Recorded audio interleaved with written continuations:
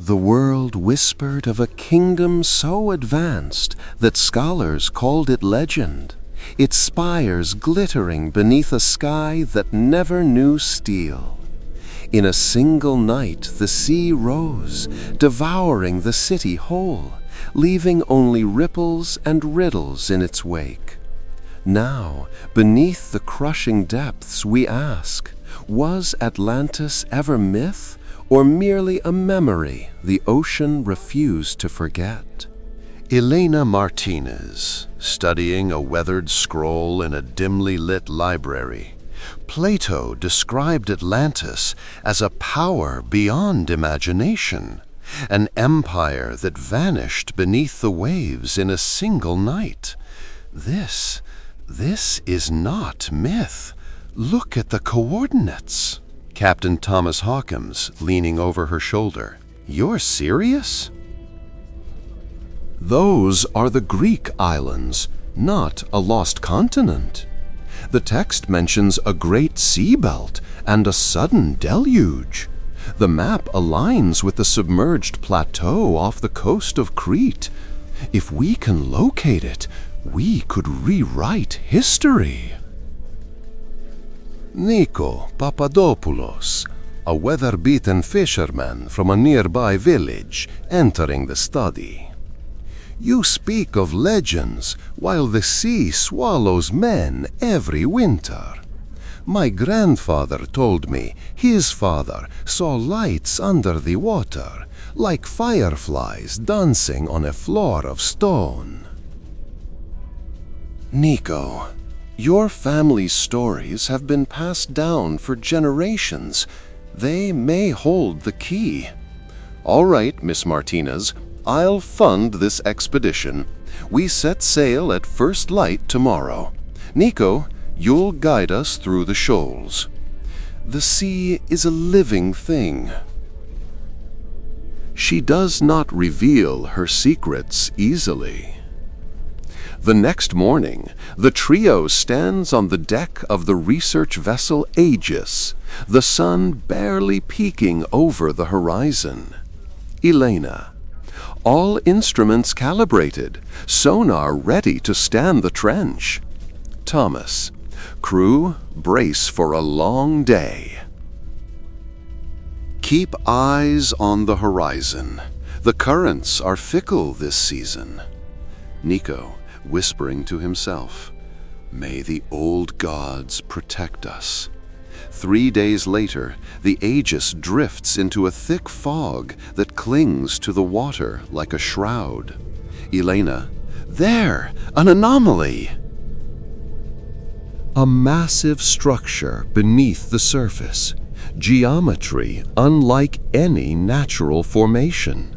Thomas, depth rating 2,000 meters. That's impossible for a volcanic ridge. Niko, the old tales speak of a city that rose from the sea and fell again. Could this be? Elena, if this is Atlantis, we must descend. Prepare the submersible. The crew lowers the small brass-clad submersible, Nereid, into the cold abyss. Inside, Elena's hands tremble as she watches the monitor. Elena, I see arches, columns, a massive dome.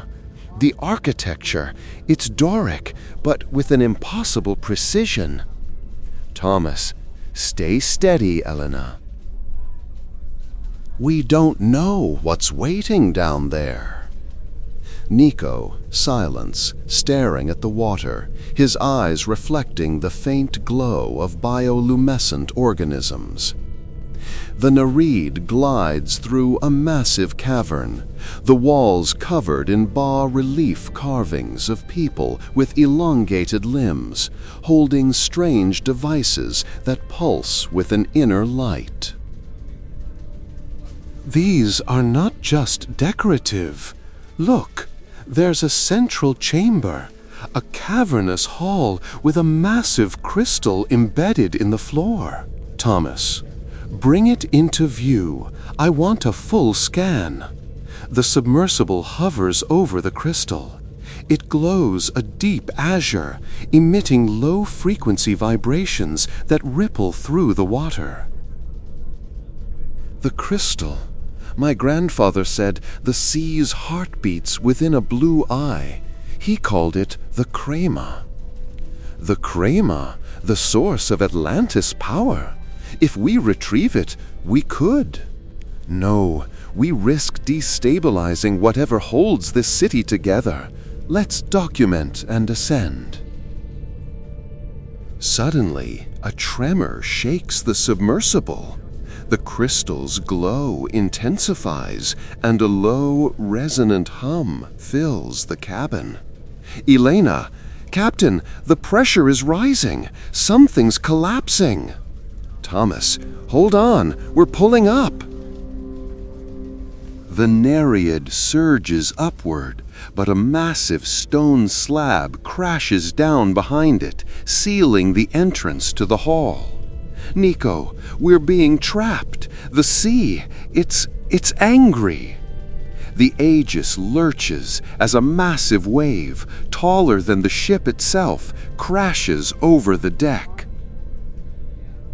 The storm that had been gathering in the distance erupts into a howling tempest. Elena, the crystal, it's reacting to the storm. Something's pulling it. Thomas, all hands, abandon ship, get to the lifeboats. The crew scrambles, the deck slick with rain and foam. Niko clutches a small, weathered wooden amulet around his neck, its surface etched with ancient symbols. Niko, take this. It's the only thing that can calm the sea. Elena, what is it? A relic of my people. My ancestors were custodians of the Krama. This amulet was forged to bind its power. It must be returned to the crystal. Thomas, we can't risk it falling into the water. Throw it back. Niko, no, I will go. He leaps into the churning sea, swimming toward the submerged ruins, the amulet clutched tightly. 3 hours later, the storm subsides, leaving the Aegis battered but afloat. The crew gathers on the deck, drenched, eyes scanning the horizon. Elena Niko didn't return. He vanished beneath the waves. Thomas, we lost a good man, and we lost our chance to study that crystal. Elena, or perhaps we lost something far more valuable. 2 weeks later, back in the quiet of the university's archives, Elena pores over a newly discovered papyrus fragment, its ink faded but legible. Elena, the guardians of the blue eye shall be bound by oath, lest the ocean devour its keepers. A soft knock interrupts her. A figure steps into the dimly lit room. A tall man in a dark coat, his face partially hidden by a brimmed hat. Mysterious stranger. Dr. Martinez, you've uncovered more than you realize. Elena, who are you? Mysterious stranger. My name is Dorian Vale. I have been searching for the Crema for decades. I know what you saw. I know what you lost. Elena, you mean the crystal? The crystal is only a conduit.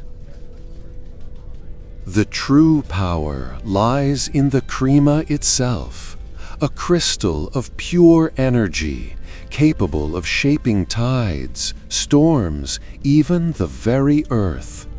It was guarded by a bloodline, the Papadopoulos family, who swore to protect it. Elena Niko, He was a Papadopoulos? Dorian nods, his gaze darkening. Your friend was the last of his line. He sacrificed himself to keep the crystal from falling into the wrong hands. But the crystal is still out there, and it calls to those who can hear its song. Elena, what do you want from me? Help me retrieve it. With it, we could restore Atlantis, or use its power to reshape the world. The choice is yours. Thomas, who had arrived earlier, steps forward, his uniform still bearing the insignia of a naval officer. Thomas, I'm not interested in playing God. The sea took enough lives. I'm done with this madness. Elena, we have a responsibility. Niko died protecting it. We can't let his sacrifice be in vain. Dorian. Then we move at dawn. The coordinates are encoded in the amulet Niko wore. It will guide us to the heart of the ruins. Night falls. Elena sits alone, the faint glow of a lantern casting shadows on the ancient maps spread before her. She hears a soft, rhythmic tapping, like a heartbeat coming from the wall. She rises, approaches the source, and discovers a hidden compartment. Inside lies a small polished stone, identical in hue to the crystal she saw, humming faintly. Elena, Niko, you left this for us. She lifts the stone, feeling a surge of warmth spread through her fingers, as if the stone recognizes her touch. The next morning, Elena, Thomas, and Dorian board a small, stealthy vessel, the Abyssal Whisper. They navigate through treacherous reefs, guided by the pulsating stone in Elena's hand. Hours later, the water clears, revealing a massive underwater citadel, its towers glinting in the filtered sunlight. The ruins are more extensive than any of them imagined, sprawling like a city frozen in time. Elena, Atlantis, it's real, and now it's ours. They dive. The stones hum, growing louder, resonating with the massive crystal at the center of the city. As they approach, the water around them begins to swirl, forming a vortex that lifts them upward. Suddenly, a figure emerges from the shadows, a woman cloaked in seaweed, eyes like polished pearls. She raises a hand, and the vortex stops. Who dares disturb the sanctum of the Crema? Elena, I am Dr. Elena Martinez. We come seeking the truth, not conquest. Your heart bears the weight of sacrifice. Nikos' blood runs in your veins. You are a descendant of the Keepers. Dorian, we can use this power. Sea Guardian, power is a curse to those who crave it. The Kaima must remain sealed, lest the ocean devour the world above. In a flash, the Guardian gestures, and the crystal at the city's core erupts in a blinding light. The stone in Elena's hand vibrates, then disintegrates into a cascade of tiny, luminous shards that drift upward, merging with the crystal's glow. Elena feels a surge of memories, ancient chants, warnings, the roar of the sea swallowing a civilization. She sees Niko standing beside her ancestors, holding the same amulet, whispering a promise to protect the world from the Cremos wrath. The guardian turns to Dorian, eyes narrowing. And you, seeker of dominion, shall bear the weight of your ambition. A torrent of water engulfs Dorian, pulling him into a vortex that spirals downward, sealing him within the ruins forever. Thomas watches horrified as Dorian disappears, the sea closing over his form. Thomas, no!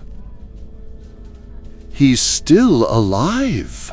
Sea Guardian.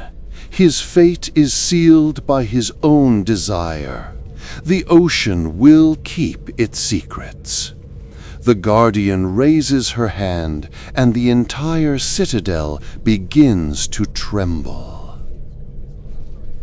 The walls crack, and the city starts to sink deeper, the massive crystal dimming as its power is absorbed back into the sea. Elena, we have to go. The city. The Guardian nods, and a column of water rises, forming a protective bubble around the 3 survivors. The bubble lifts them toward the surface. The oceans roar, fading as they break through to the bright sky. They gasp for air, the abyssal whisper bobbing gently on the waves. The citadel disappears beneath a swirl of foam, its secrets once more hidden. Elena, we lost everything. But Niko's sacrifice was not in vain. The world is safe.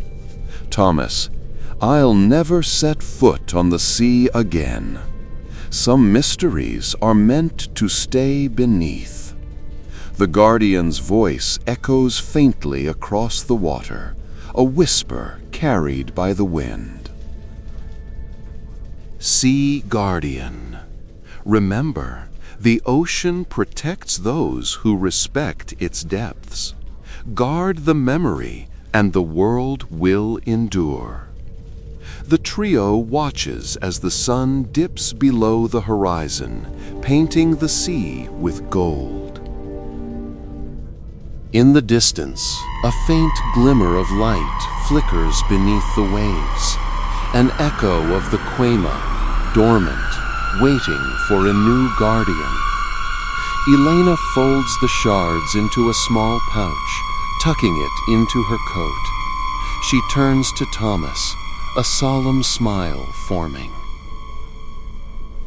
We have a story to tell, one that will inspire future generations to look beyond myth and respect the unknown. Thomas nods, his expression softening. And, well, keep the sea's secret, as Niko would have wanted. They set sail toward the mainland, the abyssal whisper cutting through the calm waters. The ocean, vast and mysterious, carries their tale onward, an echo of a lost civilization, a warning, and a promise that some legends live on, not in ruins, but in the hearts of those who dared to seek them.